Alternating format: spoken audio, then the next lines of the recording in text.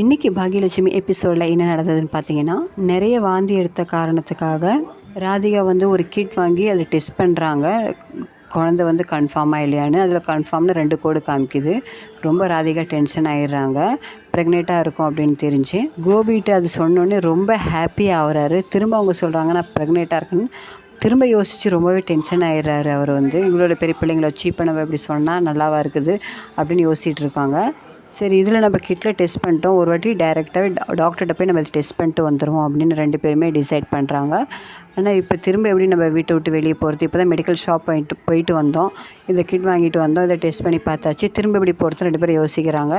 அதுக்கப்புறம் வீட்டில் உள்ளவங்கள்ட்ட இவங்க போய் சொல்லிட்டு போகிறாங்க 2 பேருமே ஹாஸ்பிட்டலில் செக்கிங்க்கு. அப்பயும் 1008 கொஸ்டின் கேட்குறாங்க அவங்க மாமியார். எதுக்கு போகிறீங்க? இப்போ தானே வாந்தி எடுத்தாக்க சீரகம் தான் வச்சு கொடுக்க வேண்டியது தானே, திரும்ப எதுக்கு போகிற அப்படின்றாங்க. இல்லை நாங்கள் ஹாஸ்பிட்டல் போயிட்டு வரோம் அப்படின்னு 2 பேருமே கிளம்பி ஹாஸ்பிட்டல் போகிறாங்க. அங்கே வந்து டாக்டர் வந்து கன்ஃபார்மாக சொல்லிடுறாங்க நீங்கள் ப்ரெக்னெண்ட்டாக இருக்கிறீங்க அப்படின்ட்டு. அது 2 பேருமே ரொம்ப டென்ஷன் ஆகிட்டு அதுக்கப்புறம் வெளியே வராங்க. வெளியே வந்து காரில் தான் 2 பேரும் உட்காந்து ரொம்ப ஃபீல் பண்ணிகிட்ருக்காங்க. கார் எடுத்துக்கிட்டு அவரும் 4 ரவுண்டு தெரு சுற்றிக்கிட்டே தான் கார்லேயே தான் பேசிகிட்டு இருக்காங்க. பட் வீட்டுக்கு போகிறதுக்கு அவங்களுக்கு ரொம்ப யோசனையாகவே இருக்குது ராதிகாவுக்கும் கோபிக்கும்.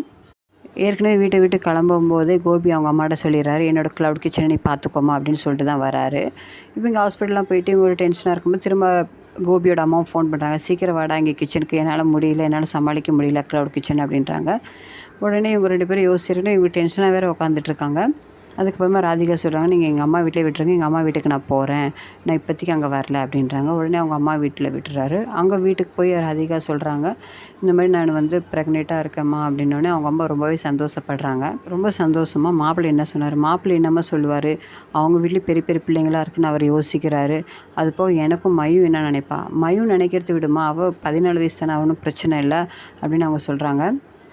மாப்பிள்ளை சீக்கிரம் கல்யாணம் பண்ணி பிள்ளைங்களை சீக்கிரம் கல்யாணம் பண்ணி கொடுத்ததில் நீ என்ன பண்ண முடியும், நீ அதை பற்றி யோசிக்க வேண்டாம் அப்படின்னு இவங்க சொல்கிறாங்க. ஆனால் ராதிகா ரொம்பவே ஃபீல் பண்ணிகிட்ருக்காங்க. அப்படி தான் காமிக்கிறாங்க. அதுக்கப்புறம் பார்த்திங்கன்னா கோபியோட க்ளவுட் கிச்சன் தான் காமிக்கிறாங்க. அதெல்லாம் கொஞ்சம் கோபியோட அம்மா தான் பார்த்துக்கிட்டு இருக்காங்க அந்த க்ளவுட் கிச்சன்லாம். அப்புறம் தான் கோபி அங்கே போகிறாரு. உடனே கோபியோட அம்மா சொல்கிறாங்க எதுக்கு இவ்வளோ லேட்டு, ஹாஸ்பிட்டல் டெஸ்ட்டுக்கு தானே போனீங்க, அதை வாமிட்டுக்கெல்லாம் எதுக்கிட்ட அங்கெல்லாம் போனீங்க, அதை வீட்டிலேருந்தே பார்த்துருக்கலாமே அப்படின்னு சத்தம் போடுறாங்க. உண்டாக இருக்கிற மாதிரி நீ ஹாஸ்பிட்டலில் போய் காமிச்சிக்கிட்டு இருக்க அப்படின்னு சொல்கிறாங்க. உடனே கோபி டென்ஷன் ஆகிடுறாரு. அம்மான்னு தெரிஞ்ச அம்மா என்ன நினைப்பாங்களோ அப்படின்னு நினைக்கிறாரு. ஒரு கோபியோட அம்மா என்ன சொல்கிறாங்கன்னா இவ்வளோ நாள் பாக்யாவும் தான் ரெஸ்டாரண்ட் நடத்திட்டு இருக்கா, அவளும் தான் அந்த சமையல் வேலைலாம் பண்ணிகிட்டு இருந்தா, ஆனால் என்ன இது மாதிரி அவள் டிஸ்டர்ப் பண்ணது கிடையாது, நீ ஆரம்பித்து கொஞ்ச நாள் கூட அவளை அதுக்குள்ளே என்கிட்ட இவ்வளோ வேலை வாங்குறியே, எனக்கும் கை கால் வலிக்குது அப்படின்னு சொல்கிறாங்க. கோபிக்கு ரொம்பவே டென்ஷன் ஆகுது. அதுக்கப்புறமா பாக்யாவோட ரெஸ்டாரண்ட் தான் காமிக்கிறாங்க. அங்கே வந்து பழனி சார் வராரு, புக்ஸ் எல்லாம் வாங்கிட்டு வராரு பாக்யாவுக்கு.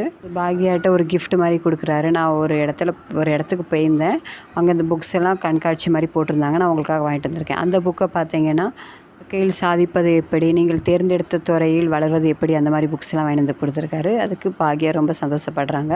அதுக்கு எவ்வளோ பணம் ஆச்சுன்னு சொல்லுங்கன்றாங்க. அதுக்கு வந்து பழனி சார் வேணாம், அன்புக்கெல்லாம் என்னங்க வேலை பேசுகிறீங்க அப்படின்னு சொல்கிறாங்க. ஓகே வியூவர்ஸ், இன்றைக்கி வீடியோவில் இப்படி தான் காமிச்சிருக்காங்க.